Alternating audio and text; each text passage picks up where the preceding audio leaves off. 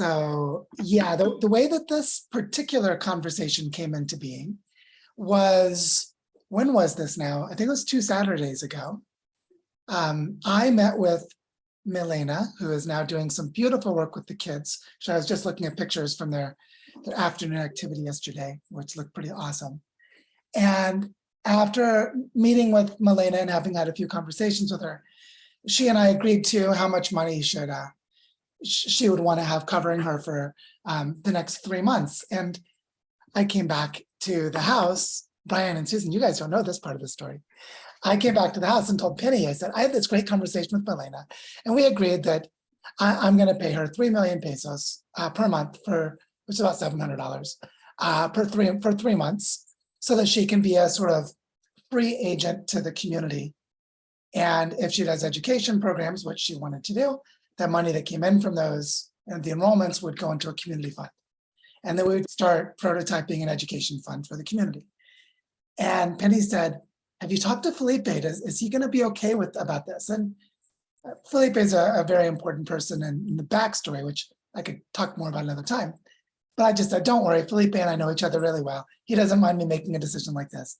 But just if you want to feel more comfortable, we could play a little Twitter game, which is we could see if we could cover this money by just going on, I'll go on Twitter, and I go on Twitter and I say, would anyone like to contribute $2,000 to help us create a community fund for education of children? And I posted it on Twitter. And then we watched a movie and went away and did other things. And over the next few days, it was like every 24 hours or so, someone else would retweet it. It just sort of sat there and someone would share it. It didn't get a lot of interaction. But then I got a message from Brian and Susan saying, we might be interested in covering that $2,000. And so that's actually what prompted us to meet. And then we had a conversation that was really clear that they both are doing some beautiful things in the area around Toronto, which I'd love for you to share a bit about. I think that all of us are going to enjoy hearing more about it. And its shorthand name is the Legacy Project. And it was very clear that whatever we're doing in Barichara could inspire families in Canada who are connecting with Indigenous cultures, who are interested in regeneration in one form or another, but they could really use some examples. And it was early in that moment that it felt like creating a community fund, like this way of creating a focused way of gathering resources, directing them into the community, which has 2 sides.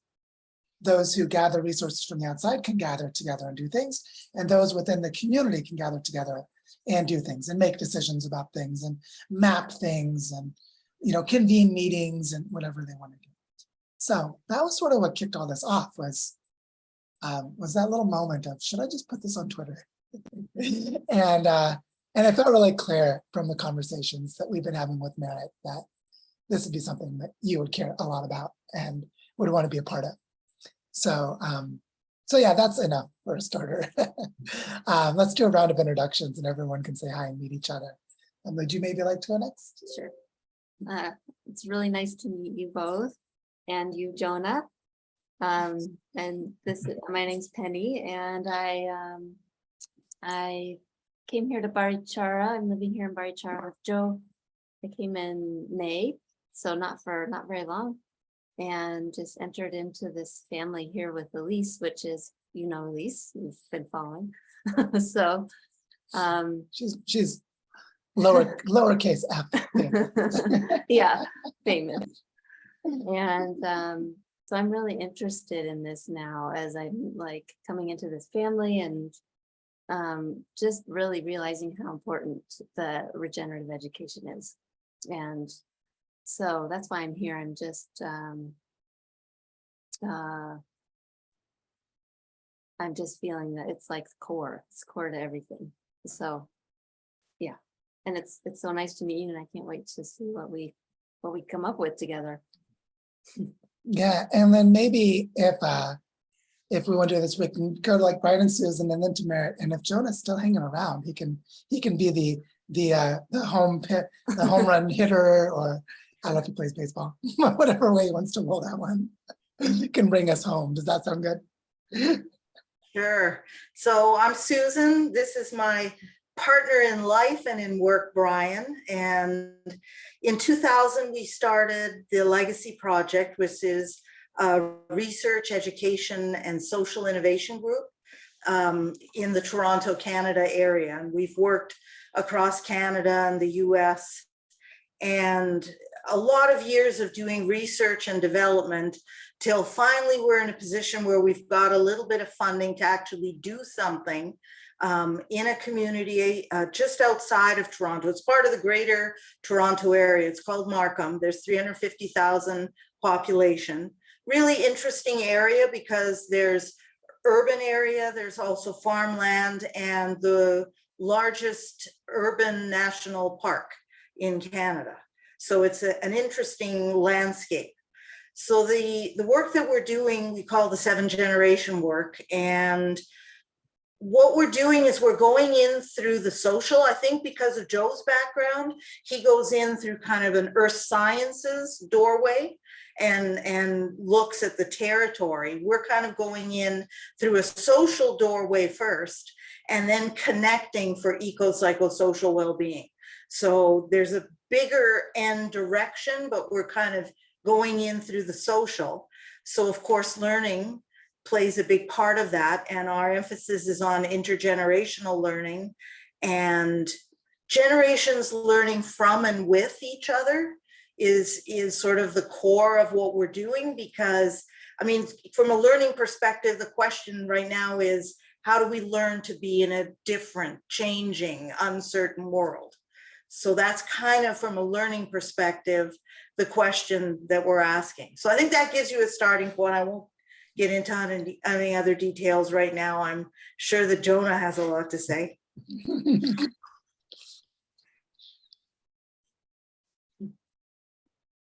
Oh, except you guys are muted again if Jonah wants to speak. We want to hear from this kid with the big eyes and the goofy smile. Do you want to say something? You want to just listen some more? You can totally just chill and listen. I will put my hand up when I am. Perfect. Okay, then we'll pass the talking stick. This will be my little talking stick. I'll pass it back over to Brian. Yes, hi. I guess I would add to what Susan said, that the 7th generation initiative is big picture work. So we're connecting across issues, across ages, across organizations in the community, linking the environmental and climate change and ecological with community and aging and education and health and Indigenous worldviews and knowledge. We convened a group of folks a year or so ago around the legacy table, and we had a person representing each of the 7 themes. And for Indigenous worldviews and knowledge, we're looking at, of course, 7 generations is an Indigenous concept that many cultures share around the world, of looking at the impact of your decision 7 generations in the future, and also looking back. And looking at Indigenous knowledge and worldviews and what we can learn from that. And it's a rich culture, and we've linked with some really great people like Dr. Dan Longboat from Trent University locally, that we have to, that Indigenous peoples grew up respecting natural law. And of course, education in Indigenous communities was intergenerational and was very much about learning by doing. There was no expectations on you have to learn this by a certain age. A very different type of learning than what our industrialized mode of learning has evolved into. And also connecting with other folks and looking at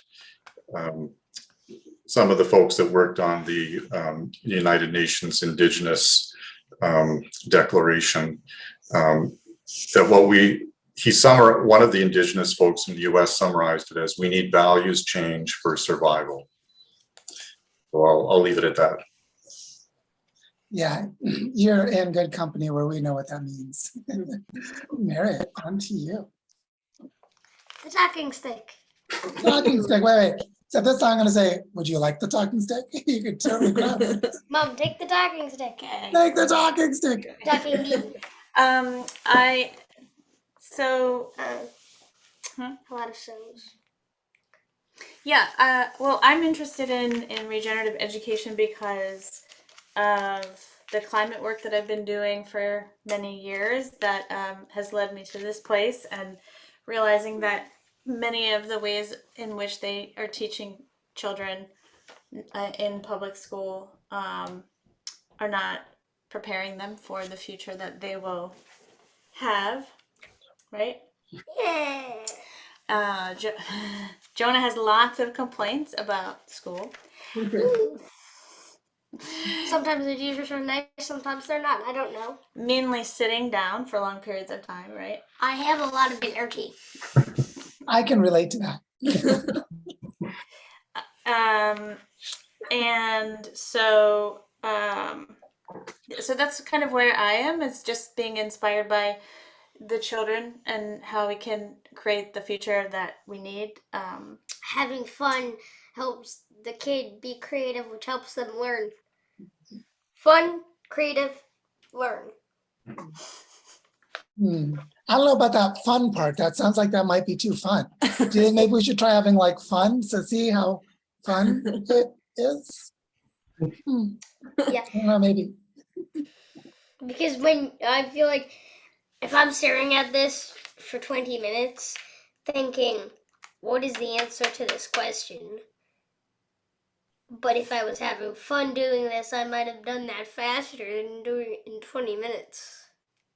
So we talked about, how did we talk about it in terms of like when you're learning something like math in a worksheet, it's not very, No. it doesn't make any sense. But if you're perhaps counting, if it was applied to something. but if you're counting how many fluffy bees, that's gonna be easier.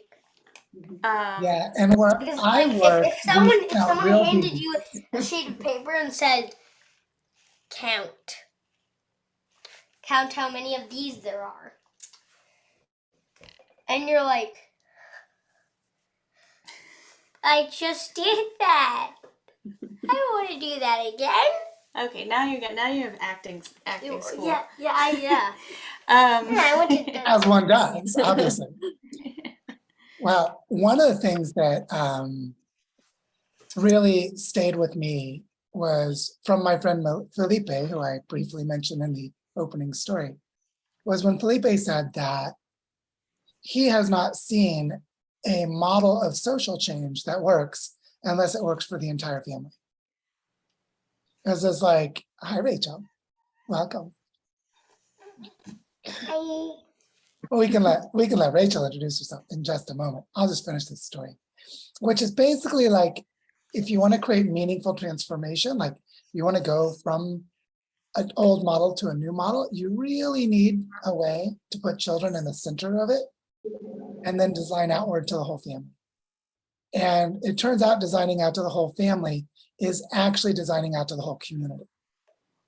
Because how the family is organized is usually around things like the kinds of work that the families do, whether the kids are with the parents or not, whether the families are in their own isolated, atomized houses, or if they're like in communal housing, and so on. And so the structures of community are deeply connected to the way children are placed within their families.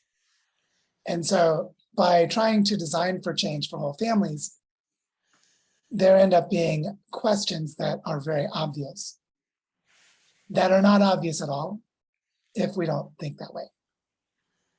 And so we'll come back to that in a moment because Rachel is here. And Rachel, we were just introducing ourselves. And you arrived just as we finished. But I'd love to invite you to introduce yourself and share why you're here to help with this conversation around education in the community in Barichara. Hey, can you hear me okay? Yeah, we can hear you. Okay.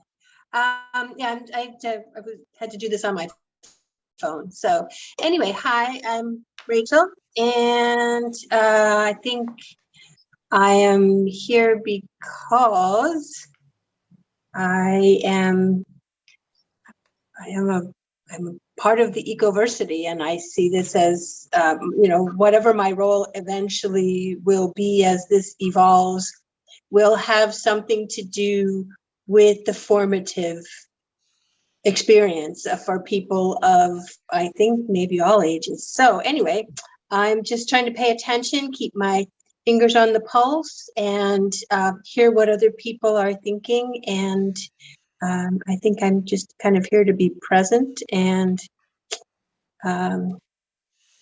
see what's happening. So yeah, I don't have a strong agenda. I'm mostly curious.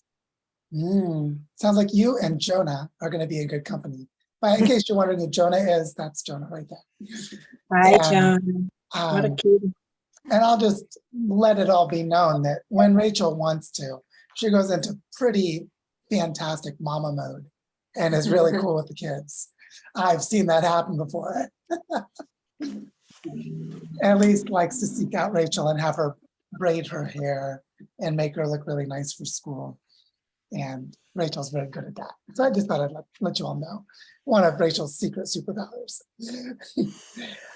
One of the things that has happened here in Barichara since we arrived, I think there were versions of it before, but I can only speak to the ones I experienced, is that there have now been at least 3 times where several families came together and tried to figure out how to do some version of blended homeschooling together as a community. And each time they found things that worked and they found things that didn't. And each time it was not sustained. It was like it sort of lasted for a little while, a couple weeks, a couple months.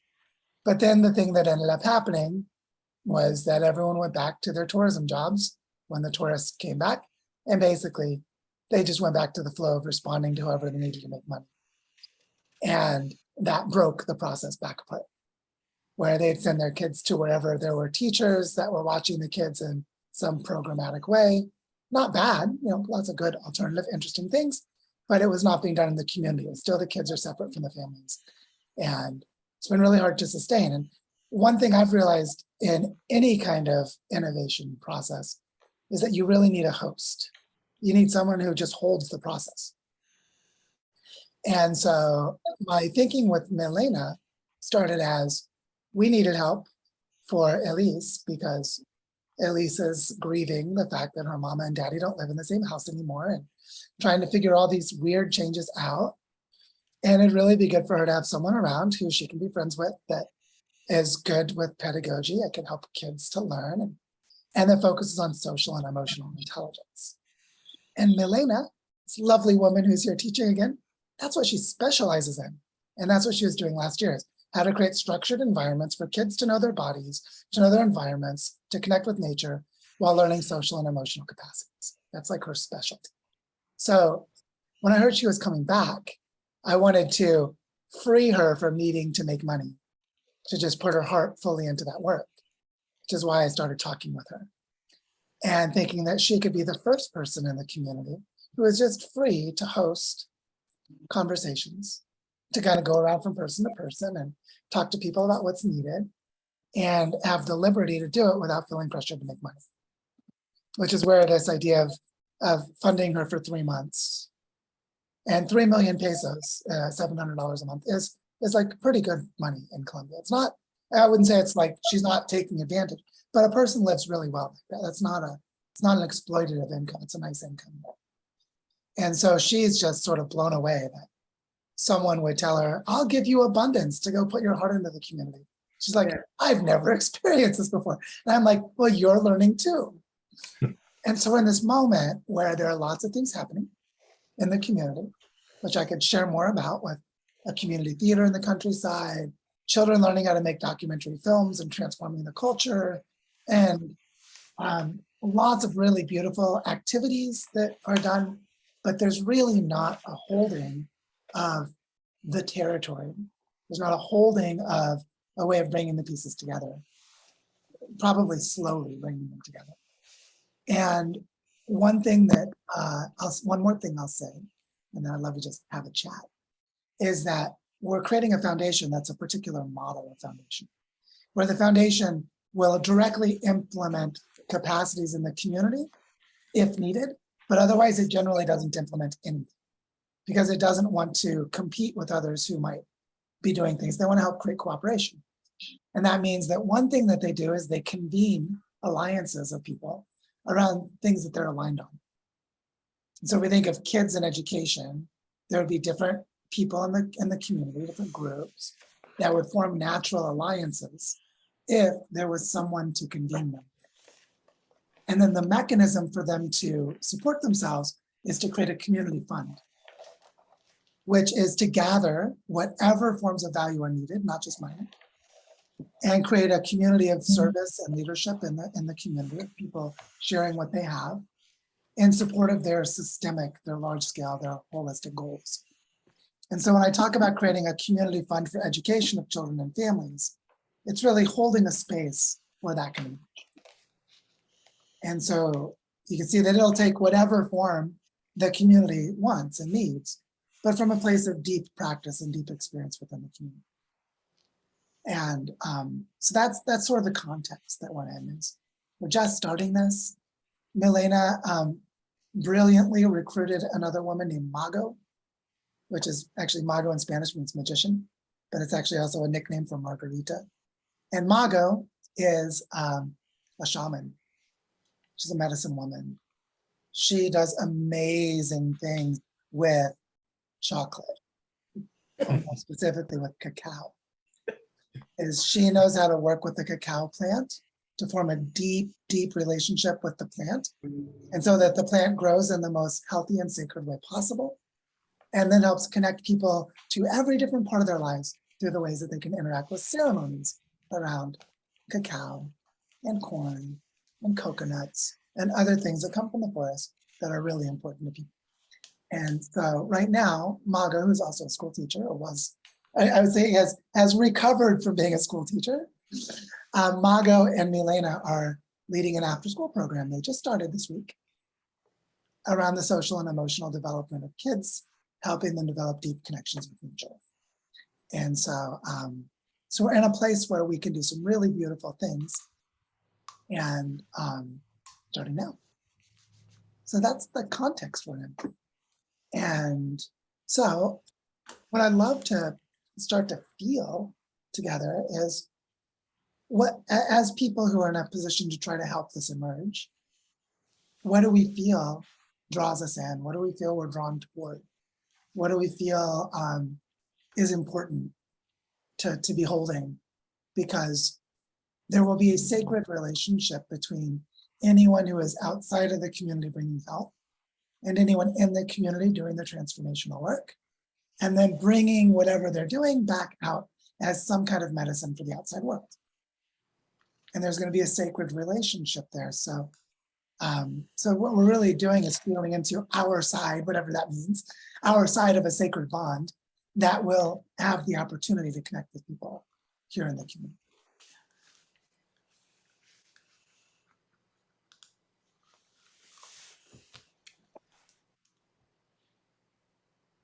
That sounds amazing. I wonder if Joe, you can give like some examples of how your the work that you're doing in the community now is bleeding into any type of informal education with Elise. Well, there's a lot actually. So creating the food forest in the bioparking, where I go there all the time and Elise comes there and plays with me. And I remember one moment around Christmas time when our friend in Earth Regenerator, some of you know, David Abramson, was playing with his nephew, and his nephew is 6, and Elise had just turned 5. And David was telling his nephew, whose name I think was Eric, but I don't quite remember, because I didn't really meet him, just he sent a little video. And David was like, hey, can you believe it? Elise gets to like bring rivers back to life. How does she do that? And this kid in California was like, oh my God, she's like 5 and she's bringing rivers back to life. How does she do that? And then I showed that video to Elise. And Elise had no idea that what she does is special. She didn't know bringing rivers back to life was something other kids don't do. And so I asked her if she wanted to make a video and send it back to, I'll just call him Eric because I don't remember his name. Just send it back to Eric. And if she'd like to explain to him how we bring rivers back to life. And then she did. And she knew how. And she could answer a question that most adults couldn't answer. How do you bring a river back to life? And she said, well, we pull the invasive grass. And then that helps all the other plants to come back and we start growing a forest. And then we dig holes to hold the water so it can go into the ground. And then we plant trees around. And that was a pretty darn good answer because that's pretty much exactly what we do. And so I would say that the way that we've removed the walls between parents' work and kids' work, the way we've removed walls between what we do for work and what we do for love, just spills right over into the world of the children. And so what we're doing now with syntropic agroforestry is nice in this way because, you know, we have this team, which includes a woman named Ceci, Maria Cecilia, but everyone calls her Ceci. And she's got a background in communications and she used to create educational programs. Like she had a TV program she used to produce and star in, or she had a TV show for kids teaching them about sustainability. And she really cares about however learning materials are created, that people can understand them and if they're helpful, whatever they're trying to do. So she's been taking everything that's in Portuguese about syntropic agroforestry and translating it into Spanish, and then going through and reshaping it so it's really easy to learn. And this is related to the way that we invite everyone who's participated in one of those workshops to do their own projects at home, which means set up an agroforest, set up a forest on their own land. And then all of the other participants of the class will come and visit their land with a teacher who shows them how to, you know, how to do pruning, how to do maintenance, how they might plant things differently, how they could do it a little better. And then everyone learns while they're helping each other. They go from neighbor's land to neighbor's land and they help each other. And as they're doing this, one thing that happens is the families that have kids bring their kids along. And so we end up with this blending that just naturally happens because of the flow of the families. And more, we're seeing that we're just on a collision course where the work with the adults and the work with the kids overlap nicely so that they can hit each other, come together in the same place somewhere in the very near future. And so part of this is about having the activities with kids that already exist become visible to the activities with parents or with adults, and the activities as adults become visible to the activities with kids. And then you start gathering the people doing those different activities and say, what do we need to be doing for the whole territory, for the future, for the next 20 or 30 years? And it'll just pop out. Like, I think it'll very naturally flow. So I don't know if that answers it well enough, but it's very organic and it's all like side by side at the moment. Listening to that, I think about an Indigenous elder that we talked to, and she said, I can't help but feel how strange it is every day in the middle of the day that you don't see any children between 5 and 18 in the community. She said, where are the children? Why is it that we hide the children away? And I know a lot of kids want to be out in the community, want to be out in the real world, that would make school a lot more appealing for them. I had mentioned to Joe that one of the advisors on the work that we're doing is Dr. Peter Whitehouse, who founded the Intergenerational School in Cleveland, Ohio. And they're doing some really great work. It's a public charter school, and they have mixed-aged classrooms. And they also have children and older adults learning from and with each other every day in the school, that those older adults are a fixture in the school. And I think for us, this whole idea of learning is based in relationship. Whatever you learn, whenever you learn it, it's in relationship to something or someone else. Even a wood carver is learning in relationship to that piece of wood that they're carving. And children and adults learn in relationship, bouncing things off each other.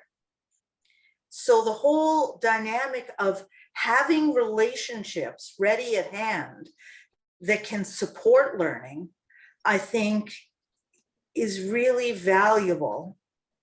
And my mind keeps ping-ponging back and forth between the context of what we're trying to provoke here versus what's possible in Barichara. And I'm really hopeful that whatever we can talk about and start to demonstrate on the ground there can provoke people here, because I think we're in a real critical moment in education. People have lost faith in schools. People Not have just seen. Jonah, all the rest of us have too, just so you know, Jonah. You're not the only one who would rather have a school that doesn't really look much like a school.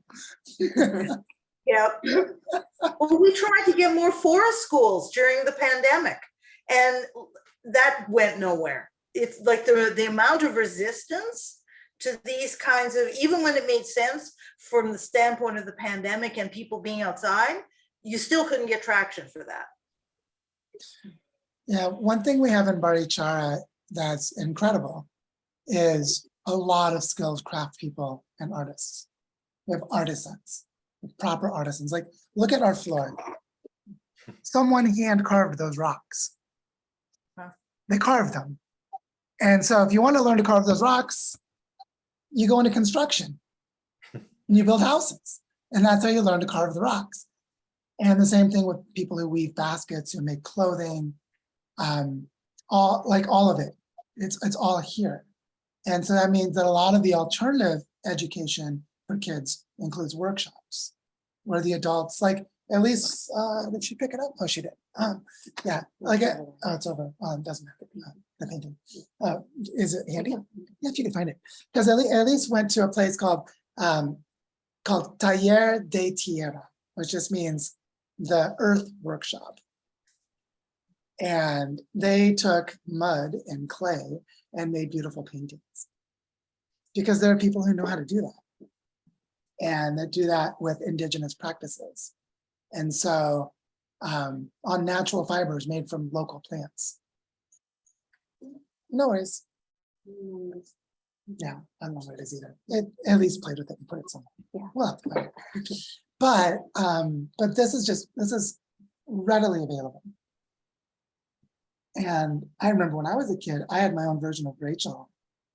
I had this nice lady that for me as a little kid was an old lady that lived down the road from me. And I'd always sneak away from my house and go talk to Hazel. What's her name? And so at least when Rachel was here, I got to have Rachel. That was the nice little lady that she could go and talk to and hang out with. And I think that's just so important. Super important. And one of the things I think is really interesting about what's happening right now is that we are trying to create something really special in Barichara related to the history of Colombia, which is this is a place with peace in a country that's had a lot of conflict. And the peace here is recent. And it was entirely created by local people. So the old men and women of the community ended the violence that was happening in their own families. And so they have something really special. And so one of the things that we were talking about yesterday is we're mapping out the details of how to legally set up our foundation, just as a group process. And one of the topics that came up was, how do we create governance, not government, but governance for peace and for water, which of course is the same thing. And so much of it is about neighbors getting along with each other.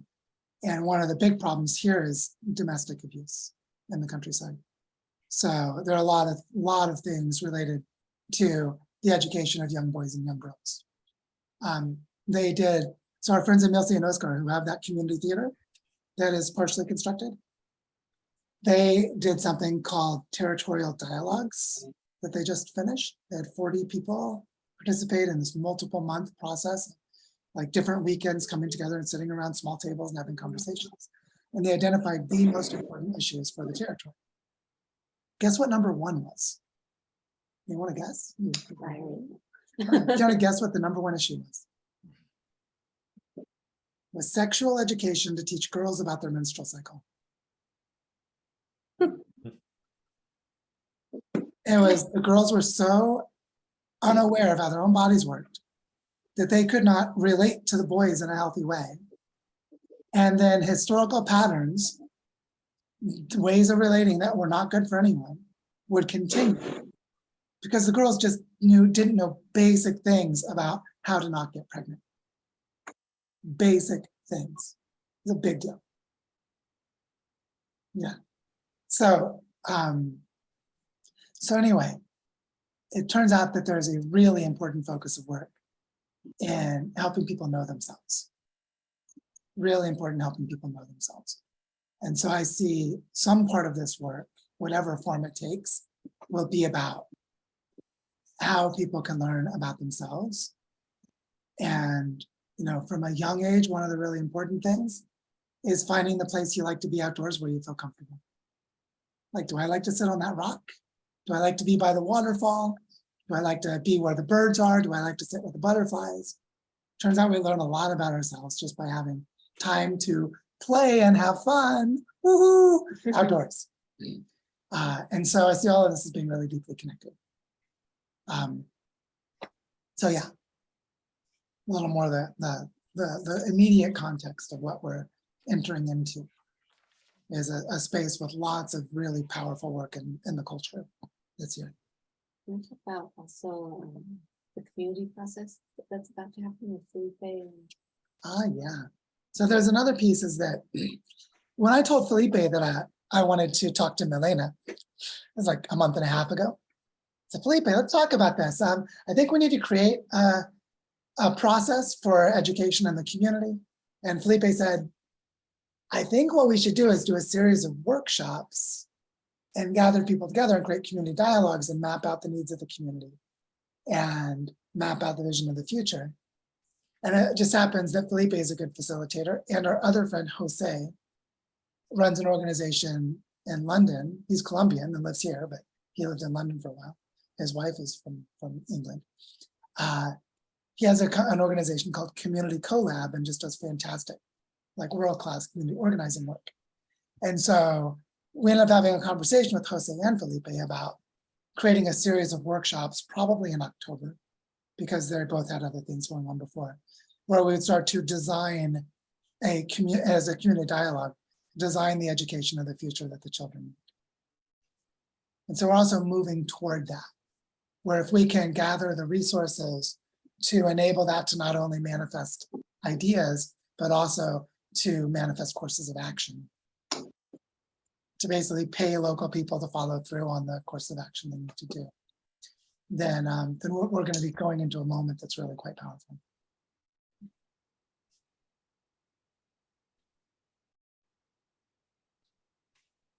So that's a bit more of the context. Yes.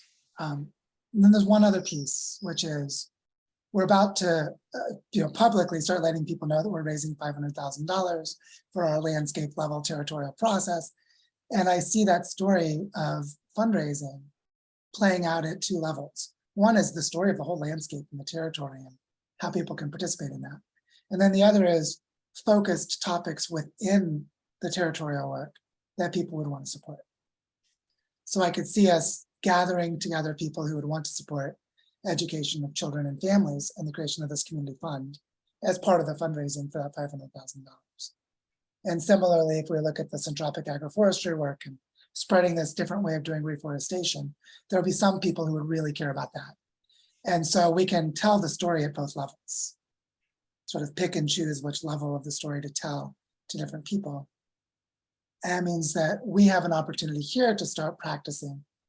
How do we gather allies and friends for this work that can create this capacity in Barichara and then make it shareable back up to the world. And so that's an interesting piece for us, is to ask ourselves, who else would we want to invite into this conversation? Maybe we'd invite them into the pledge community. Maybe we'd invite them just into a group focused on this, so they don't need to give $1,000 themselves to enter that space. And so that's something that we could start to feel into, is how could we act as an empowered group to help this to become more of its potential. So it's not just, oh, we here have put a little bit of money in, so that's what we're gonna do. It's like, that's nice, but what are we really trying to do here? We're trying to support transformation. And so we're not enough people to support transformation. We will want to gather others to us. And so that's just an interesting publication, is what does this look like? What forms might it take? And how can we make it the most transformational and impactful that we possibly can?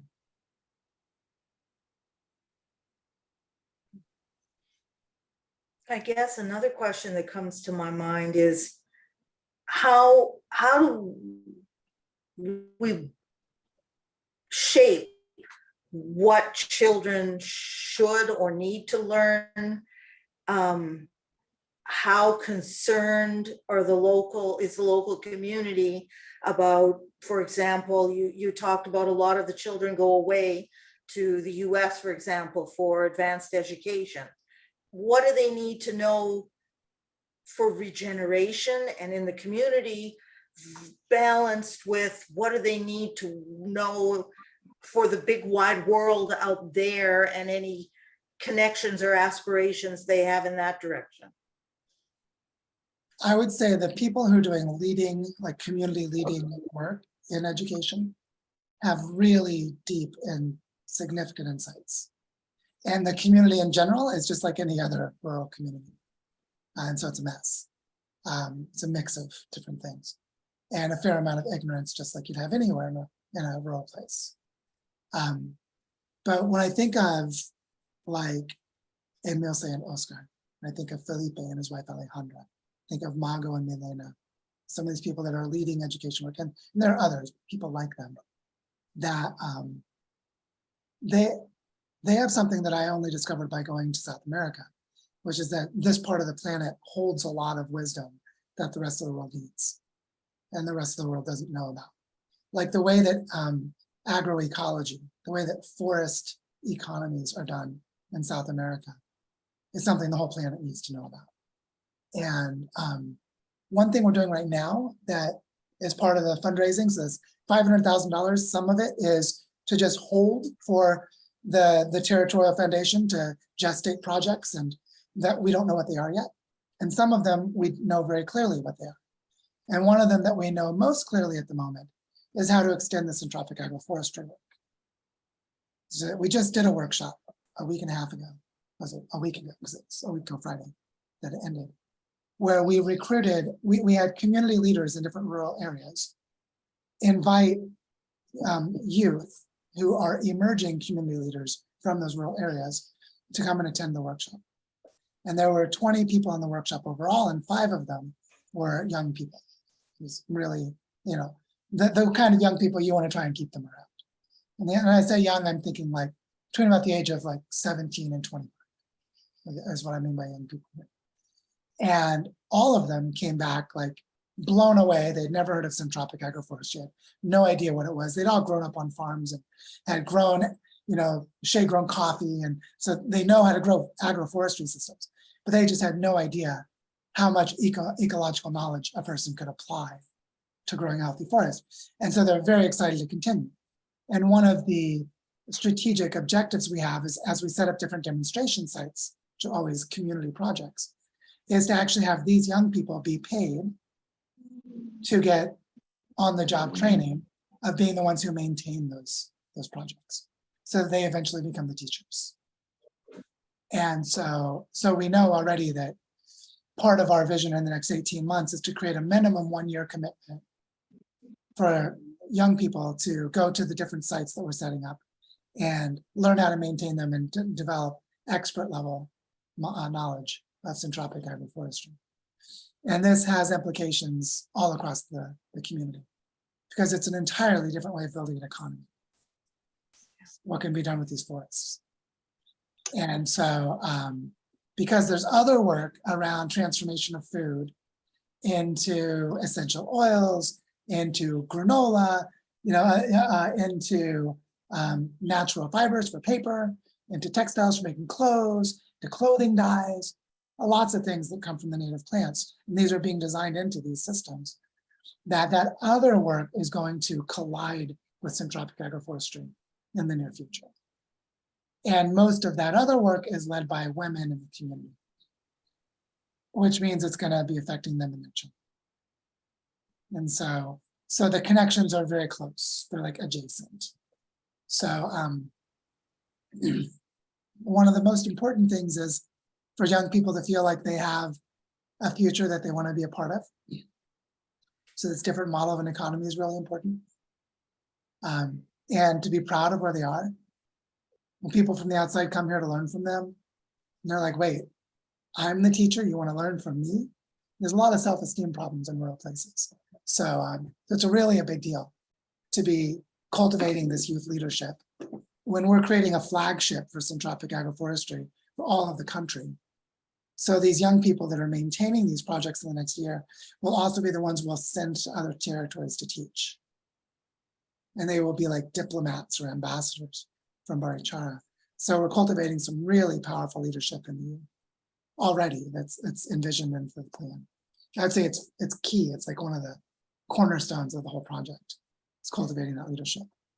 So because we have to replicate the teachers. We have one teacher right now, and we need to replicate the teachers. And so it's like a core part of the strategy of the syntropic agroforestry.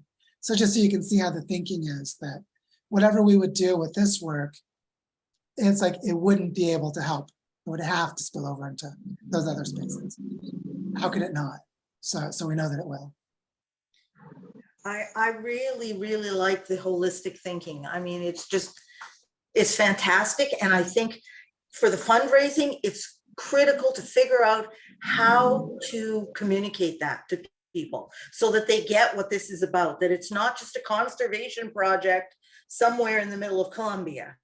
I mean, we've got to figure out a way to communicate all of these pieces and how beautifully they're fitting together.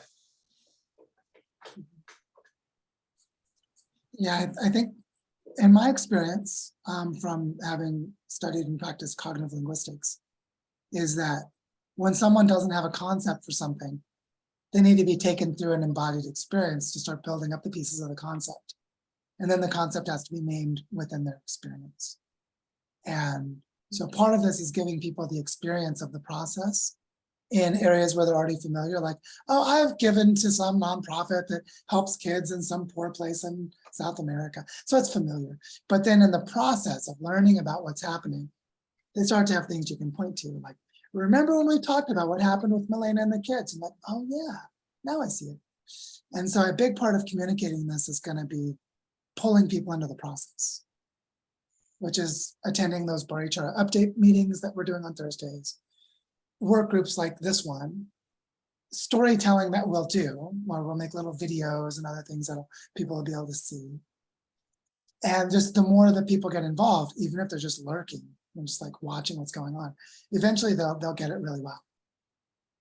And people aren't stupid for not getting something that they don't have an experience with. You know, that's just how the brain works. They have to have the experience. So I think a big part of this is creating pathways for participation. Even if participation is just like watching a video, but participating in a way that is meaningful to them. And so we want to find different ways people can participate. So like what you guys are doing in Toronto and the area around you, people that would be interested in this, you can invite them to just attend one of the Barichara updates and learn about it. Or we could host a call where we share some of what's happening here with them to see it. And so I think the way that we'll do fundraising is actually community building. And it's community building by creating these relationships through participation. And that the money will just appear from within the webs of relationships as people are meaningfully engaged. So we'll just say like, oh, we have this situation where we need this much money right now. Could you help do it? And someone says, yes, I can. No, I can't. Or maybe, no, I can't, but I might help you find it or whatever, because they're already participating. and they feel some ownership of it.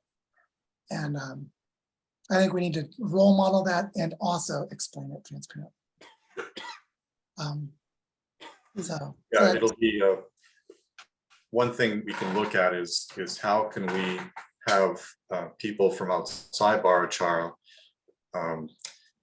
experience or participate or view the community discussions and workshops that you're planning around families and education in October, whether there's some way to do that. What's nice is both Felipe and Jose are excellent in English, so we could just record an interview with them. Like, what you guys do today? Yeah. So yeah. So we're exploring in the 7th Generation Initiative, we're exploring the whole theme of education and how it relates to environment, climate, economy, community, etc. And what are ways that we can evolve education from the factory model it is now. And Dr. Whitehouse's creation of the intergenerational school is one approach. So it'll be interesting to see what the folks in Barichara, in terms of the families, what they see as being important in education. Are you going to be engaging families who are just interested in alternative models of education, or will it be including, is there a way to include families that maybe haven't really thought about that and their children go to the traditional schools in Colombia and haven't really thought about that? Yeah, it's already in both places. And the way it happens is, just like you said, you go through the social door, as you said, Susan, that there are different doors. And so a big one here, as you've heard me talk about before, is water. Water is a big deal here. One of the projects that Emilce started with a local school teacher was called Cazadores de Semillas, which is a group of kids ages between ages of 6 and 17 who become guardians of their own water supplies. And they did it as an elementary school program. Just in their school, the teacher asked them, where does your water come from? They went and did an assessment of it. And then they gave pagamentos, which means they did a ritual of connection to make the place sacred. And now there is a group of 28 children between the ages of 6 and 17 who are guardians of 26 water holes, of places where the water comes out of the ground. And so that's an example where that's not an alternative school, that's a regular school, just a rural school, where the teacher was aligned and it was around water, and these are all farm kids. So farm kids, they know about water. And so, so that's just one example.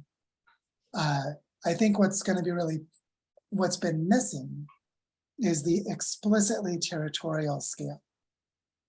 Who are we as a people? What is the history of this place? This is all the bioregionalism stuff. There's the phrase "story of place" as just an everyday language for this. The story of place is a really big deal. And so, if I moved here from somewhere else, part of my story of place is that I'm not from here. And the story of place is really personal for everyone. It's a question of belonging and home and future and the past and broken promises and all kinds of things are our stories of place. And so like one thing that happened last year that Felipe led was called Caminatas del Agua, so it was water walks. And what he did was he got permission from landowners to bring children walking across their land to trace the pathways that the water used to flow, but it doesn't flow anymore. And then the children interviewed the landowners, who were all adults. And these children were between the ages of like 5 and 9. And the children interviewed the adults about what happened to the water. And they did this knowing that this would cultivate the conscience of the adults. And then the children came back and said, we want to clean up the entire watershed of Barichara, of Rio Barichara, which is like a 25,000 hectare drainage. It's not a small river. And so you had these 6-year-old kids at our big event in November. It wasn't part of the program. They asked for the microphone and said, we want to clean up the watershed of the Barichara River because they've been doing these water walks. And of course, you can imagine the effect of two 6-year-old boys with a microphone to a crowd of 150 people declaring that they're gonna, like, we're not gonna wait on the adults. They weren't telling the adults what the adults should do. They were telling the adults what they were gonna do. And so, so there's some really powerful stuff like this that's happening already. And what I think is going to be most powerful is going to be to have councils created, wisdom councils that are created. And at least one for each topic we work with will be a wisdom council of children. Like those 6-year-olds that were going to clean up the watershed. That sounds pretty wise to me. So, so I think that part of this is going to be just about, like, one thing we can do right away is there's a regenerative parenting group in Earth Regenerators. So if you guys are comfortable, I could share this video. I can post it and make it public, and then share it to the regenerative parenting group in Earth Regenerators and let people know what we're doing. Like, write a little text and say, we're going to be creating a community fund for education for children and families in Barichara to share the learning, just say that in like a paragraph or two and see if anyone else wants to join us. I already know a couple people that I'm sure will jump right on that from that group. Sarah comes to mind. Travis comes to mind. There are a few others. Because there are a lot of people in Merit's position where we're parents of young children thinking about the future. I think that we could actually build a narrative around this of how do we create these capacities for entire communities, because we can't create them for our own children. It's because we can't create it for our children that we do it for the community, because that's the only scale that it's going to work. And so I think that this is a story that, if you thought just from a fundraising point of view, you're like, this pulls the heartstrings, it's personal, it would engage people. Like, if you were just looking from that point of view, it's like, it's the check marks, which means the other side of that is really interesting. What is the meaningful thing to do here? And so I think a lot of the climate grief spaces, especially where mothers are gathering, to find a way to say, this is how to do it. This is how to change communities, would be a really big deal.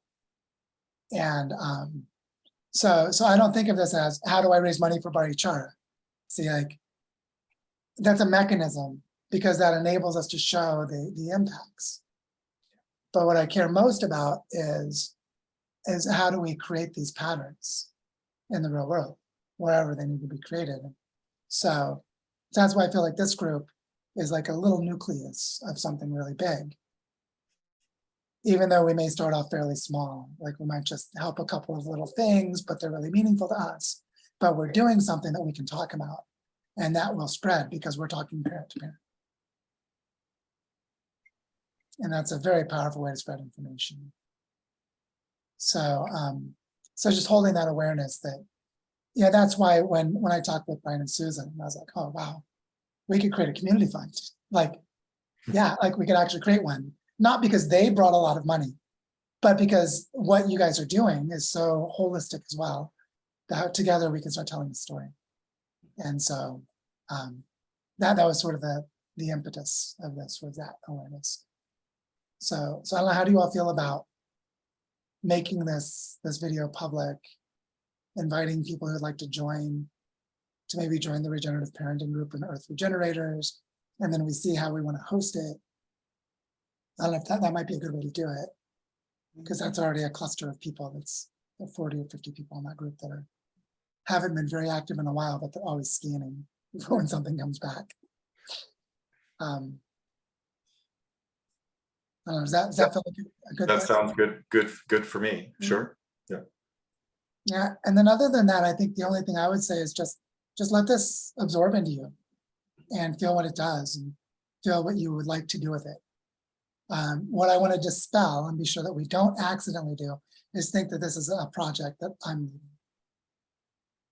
Because that's not what this is. What this is an opportunity for us to co-create together, with each of us leading. And each of us leading in whatever ways make sense to us. And then inviting other leaders in. It's the word that I heard that I really like is being leaderful. Instead of being leaderless, there's leaderful. Instead of one leader, everyone's a leader. That if we cultivate a set of social norms around that, then this will create itself. And all we'll need to do is make it powerful. Yes, Rachel, please. Well, as you're speaking, I'm thinking about this idea of this, intergenerational, you're talking about regenerative parenting, but I'm thinking that this might really be at some point a connecting piece to this, the elder path that I'm thinking about, that the idea that, I'm thinking about, I have some beautiful photographs of Elise and me sitting together, and Elise is teaching me Spanish, which I know was meaningful for her.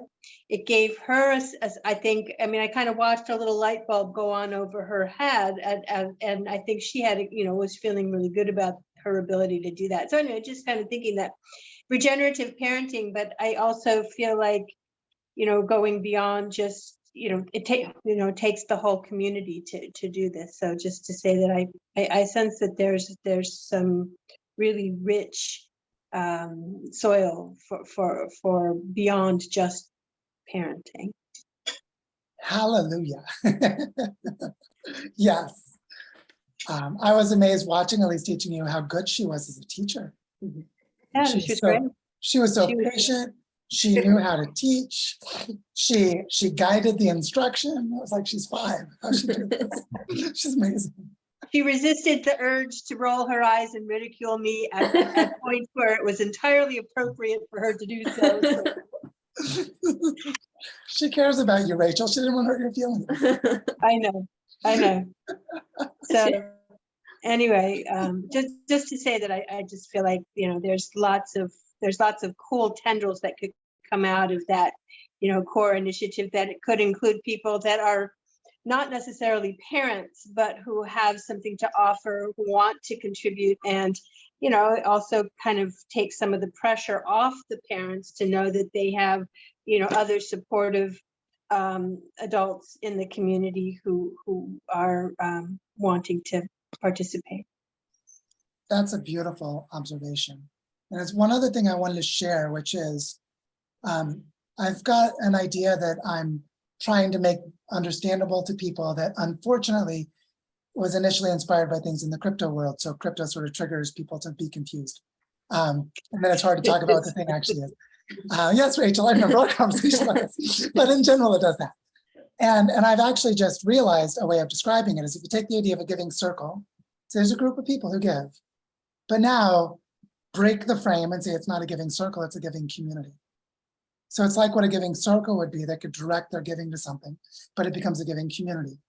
And this is what I talk about with that validator liquidity pool and voting how to allocate resources. It's really just a giving community. And what's really beautiful about what we're talking about right now is we might gather a collection of people who want to give to a community fund in Barichara, and then they might fundraise to give to a different community later. They might become a giving community and actually mobilize resources. And I think this is one of the most powerful things that needs to happen in the world right now is for people to regain their sovereignty, that they don't need someone else to give them permission. They don't need someone else to do it for them, that they can do it themselves, that they actually have a kind of abundance once they're in the right relationships.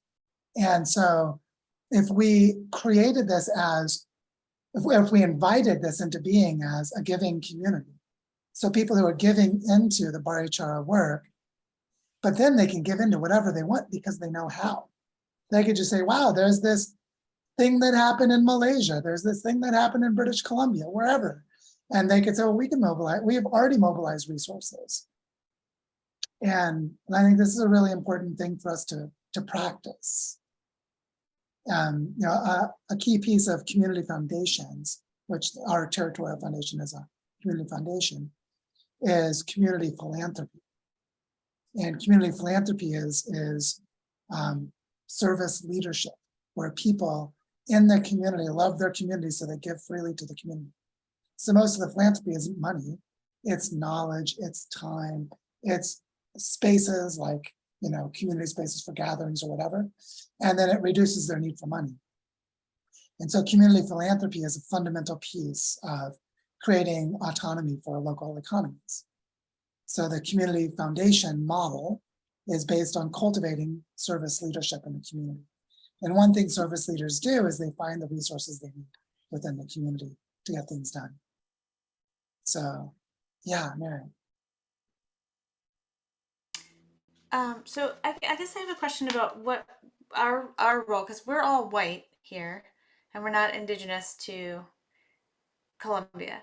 Um, so how do we, what is our role? Are we facilitating the community's regeneration, or and how do we make sure that we're not imposing our own um, stuff onto the community? This is a really important question. And the answer is sort of deceptively simple. I wonder if that's a bone coming to get money from me. Excuse me for a moment. If it is, I haven't got my money yet. So I go to the ATM machine.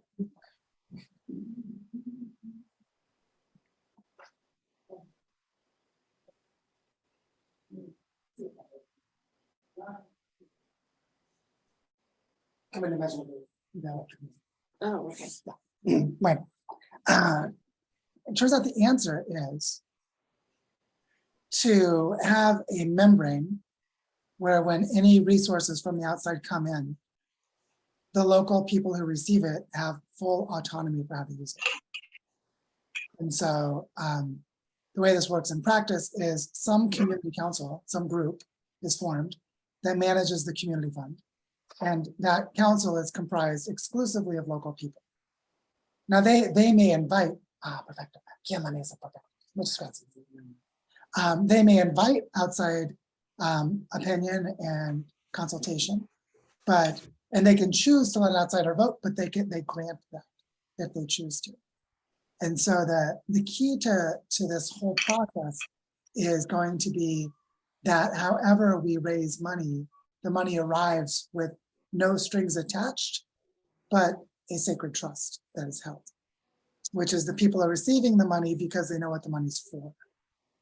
And this is what happened when we set up the advisory council for the Barichara fund, where I came in and said, here's 30 million pesos. This is for regenerating the territory.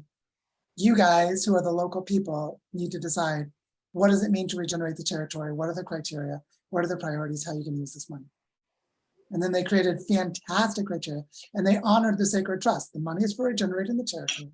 Now we need to figure out what that means. And these are people who really knew regeneration and the territory, so they did a fantastic job. And so the other side of this that makes this work is to engage the local people who are doing regenerative education already and help them to organize themselves to manage whatever funds come in. And to do that in a way that they will actually, and I found this in practice, because they're receiving a big gift, they actually feel a desire, strong, I would even say an ethical need to honor where the gift came from. But it's not because someone outside told them what to do. It's because the relationship is sacred. And so if we say this money is for regenerative education of children and families, and we can give like a little narrative of what that means. Say that means that we're helping children to connect to nature. We're helping children to become part of healing landscapes in their territory. So we could say things like that. That's like vague and general enough. It's like clear at an intention level, clear at a values level, but it is not prescriptive. It doesn't say what to do. And then there's a community council that convenes and says, we have this money, what are our criteria? What are our priorities? And how do we communicate back to the people who gave us the money to show them we did it? And what I found that in practice is that by setting it up in this way, the strings that are attached are the strings that are attached by the integrity of the people in the community. That they actually create their own criteria and they create strong criteria. And I had a couple of people criticizing me. They later realized that they didn't understand what was going on. People who worked in nonprofits who were part of the local group who criticized me because I didn't go and evaluate projects where we gave 1 million pesos. It's like $300. It's like what, somebody needs to write a report to get $300? So we gave away 8 grants of $300 each. I think I know who those 8 people are. I think I know what's going on in the community. They don't need to write a document for me to know what they did. And if they didn't do what they said, guess what? I'm not giving them money. And without exception, every one of those people did more than they had said they were going to do initially, felt deeply grateful and empowered by the $300 they were given, and their accountability was generated by them. And the two people who were saying, Joe, you need to be evaluating them. I'm like, $300? Like, I was what braided down their neck? Like, what am I supposed to do? We're in a community. And it was amazing. You just had to wait long enough. And waiting meant a couple of months. And it was transformative for everyone. And so I think the key to this is really to have a really good sense of intention and a clarity about what the money is intended for the people who are giving it, to know what they're giving into. And then to bring that intention to the people who are here who share that intention. And that's the way that we do it. Yes. And then I guess the flip side is like, how do we balance what the community needs and beliefs are, and what we think should be the future in terms of an education and decolonizing and uncivilizing and all of that. I think the most important part of that is relationship, which is people who enter into a giving community will feel into what kind of relationship they're seeking.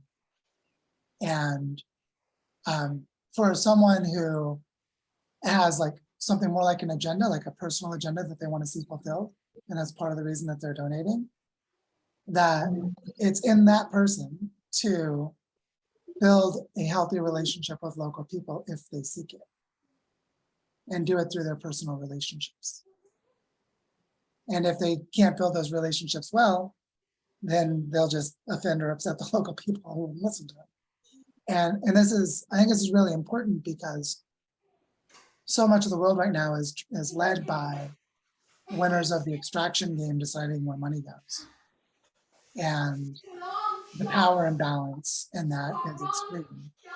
And the rebalancing is that everyone needs to focus on healthy relationships, whether they have money or not. But that's not the way that the stories are normally told. And so I think one of the pieces of this is going to be that people who might want to participate in this, but be concerned about how the money is going to be used, may just give a small amount of money and then lurk. Like, I threw in $100 and I'm watching what happens. And they may have the capacity to give $1 million, but they're just going to lurk and watch. And then after a while they say, oh, wow, this is really great. Here's $500,000. And so, or they may say, well, this really wasn't for me. I played the game a little bit, but now I'm going somewhere else. And so I think it's really just going to be that's the donor relationship part of this, which is people who give into this community just need to know what they're giving into. I think a lot of people would find it really refreshing to know that the money is going to be decided by the local people. And they'd just be really curious. And then what are they going to do?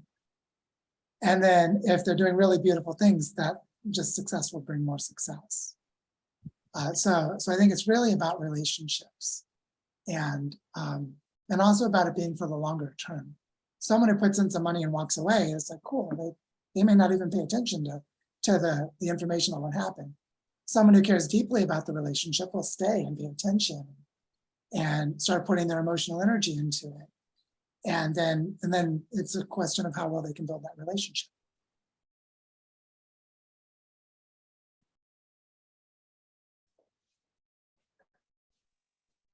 Yeah, the storytelling that you've done so far around some of the things that have been done with education in Barichara, the interviews and the videos that the children put together, for example, and the impact it had on the community, those types of stories are really powerful and are really helpful to inspire people in other places in terms of what can be done and how we can enrich the education of children who are going to traditional schools.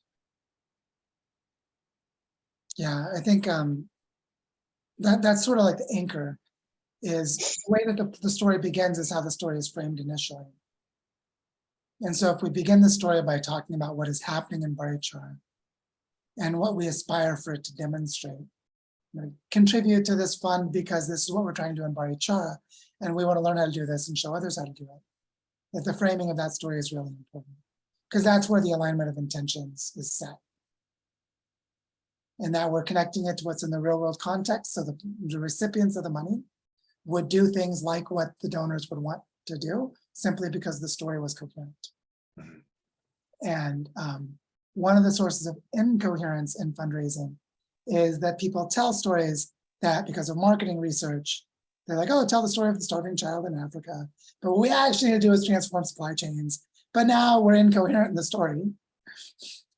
As I'm talking about Action Aid and Save the Children and those kinds of organizations that do that. And so, so that the opportunity here is to frame the story well from the beginning. And then have an organizational pattern that is consistent with the story. Which is we relate to how we participate in this and how the story is. And so like having a giving community is a really interesting thing to explore. How many people have never been in a giving community? But that's only because they didn't know what one was. They actually have been in it. And so it's sort of like you start living it like, wow, this is so powerful. And so, so I think there's something really beautiful about just experimenting with this, just experimenting. As we start to tell the story of the $500,000 landscape investment fund, which is going to be its own story. And this story is related to that story. It's almost like a sub story, like a part of this, a place within the story. So those who are interested in this can go to that and learn about them. Those who are in that can come and learn about this, and they can contribute in either way if they want to be a part of it. But I think it's particularly powerful about this approach is to show people how they can fundraise as a fractal. To have a story that's got multiple levels and that they enter into whichever level of the story pulled them in. But then from there, it's a choose your own adventure. They can move around the story. They're like, oh, I didn't know all this cool stuff about forests and economies, but wow, that's cool. I want to go learn more about that, because that's another part of the story that they just get exposed to. And so I think that's, if I thought, what is our real opportunity here? Our real opportunity is to show a different way of organizing humans and organizing resources that's around children and families. And that's like, that's what we're doing. Say, let's create a fund and gather money from the outside. We're organizing people and resources. So even to say fundraising is too narrow for what it actually is. Because if we show what we're doing and teach people how to do it as we're doing it, then they'll do it in other places, and we want more of that. So maybe since we've been going for an hour and 20 minutes, shall we just do like a little round of sort of like a check out round, how we're feeling at the moment, and then after we close, I will upload the video and post it to the regenerative parenting group, or maybe just all of Earth regenerators. I know how you all feel about that. Let me know your comfort levels about that. And I'll start the checkouts and then I'll pass it to Rachel, so you know that it's coming. My checkout is I feel humbled by the significance of what this conversation could mean. It's like, if we do this, it would be amazing. So I just feel really humbled by it. That's me, like how I'm feeling. On to you, Rachel. Yeah, I'm feeling really encouraged, and it's just nice to see things starting to really take shape and coalesce, and really starting to see some patterns of forward momentum that I think is really encouraging. And I feel like this is something that pretty much, regardless of where you come from or what you bring to the group, all of us can agree, whether we are from Barichara, from somewhere else in Colombia, from the United States, from wherever. I think that this is a really strong uniting thread that children and families and we're looking at the future. We're looking at trying to shape a different kind of future, and so this just feels like a very strong bonding thread to connect us together. So I'm excited about that. And pass to whoever wants to go. Okay. I'm just sitting here having like all these light bulb moments happening. Like it's way too much to share right now, but just like, oh, that, like realizing all these different things. So this is really exciting for me. That's how I'm feeling like a lot kind of connecting inside of me. So I'm excited to see how this unfolds. Yeah. I'll pass to Merit. I feel pretty inspired by everything that we've talked about. I also, as I'm listening and as we're talking and having the conversation, I'm realizing that I'm like going back and forth between to what wants to emerge and what's been ingrained already, and so I'm constantly have to check and analyze whether what I'm thinking is, where does it belong, sort of, and so that made me think about all of the ways in which, as you're designing a new educational paradigm, it's going to be sort of jagged or spiral, or I don't know, just not linear. I mean, obviously, but it's like having to constantly go forward and then back, and will make lots of mistakes. I'm sure, or not mistakes, but things will evolve and change. So it requires a lot of energy. I feel like I'm noticing how much energy I'm using just thinking about whether my thought is based on old ways of thinking or something that might be new. So it's interesting just noticing that. So I guess I'm feeling a little fatigued from that process. Yeah, but inspired. So I'll pass it to Brian. Yeah, there's lots of threads and lots of themes and things I need to think about more. Lots of food for thought. Education of children, adults across the lifespan is a huge topic, and an important topic. What do we need to know? What do we need to learn? What's the best way to learn? What can we learn from other cultures? What can we learn from Indigenous peoples in terms of education? What do we need to know with the future that may be coming? All of these are huge questions. Connecting and then forming connections between what we're doing here and the work in Barichara and the types of rich educational experiences that you've described there. All of these linkages and interconnections. There's a lot there, and I'm hoping that we can make good connections and see where this goes. Like Penny, I've got a bunch of popcorn going off in my head, and I'm trying to keep it all in my head so I can go take some notes. I mean, what does it mean to be young in the world in this moment? What does it mean to be an elder in this world in this moment? What does it mean to be an elder in training in this moment, right? Because from the time we're young, we're elders in training. So how does that shift how we think about learning and education? And then all of this discussion I'm feeling personally, because I've got two twin goddaughters that were like second parents for, and they just turned 5, Isa and Ara, and they're headed into the traditional school system. And I'm scared for them. I mean, I would put a swear word in there, but because this is public, I'll restrain myself. I can put one there for you if you like. Like, I'm scared for them. Like, I don't want to put them in the traditional education system. And is the bright child. Is already reading. Is ahead of where she should be. Is already being labeled as behind.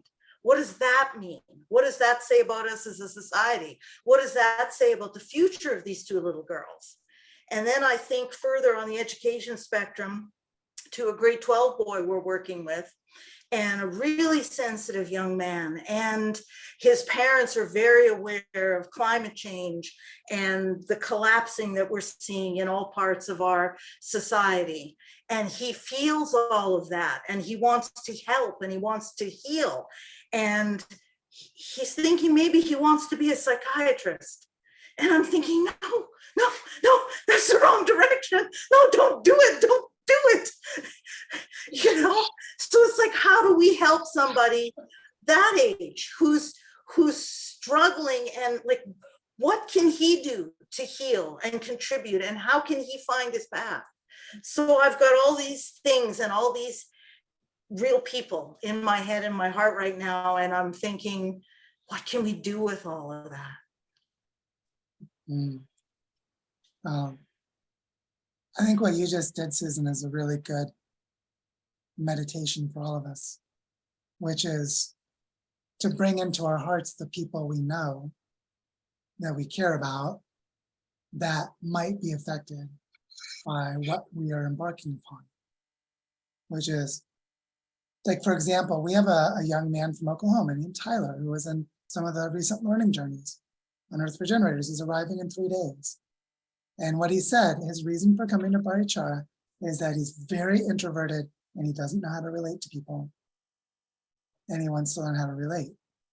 And I'm like, that's a good reason to come here. Go and hang out in the bar, in the bioparque, we'll pull some grass. You know, like Rachel knows what this means. You go and enter into a rich ecological context and learn to relate to all kinds of things. And so I'm just like, wow, so beautiful. And he's a tender-hearted, very smart, nerdy, quiet young man in his mid-20s. He's like, does software programming because he's not very good at talking to people. You know, like, it's one of those. You're like, beautiful. Because there's some gift inside of that person that wants to come out. And so I think we'll all kind of have people that'll come to mind as we're doing this.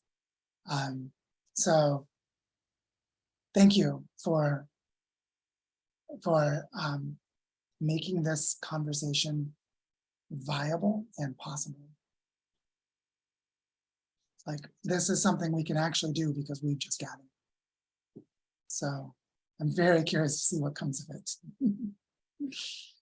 So with that said, thank you, everyone. Enjoy the rest of the day, and to be continued. Thanks very much, Joe. No, Thanks, thank you. everyone. Bye.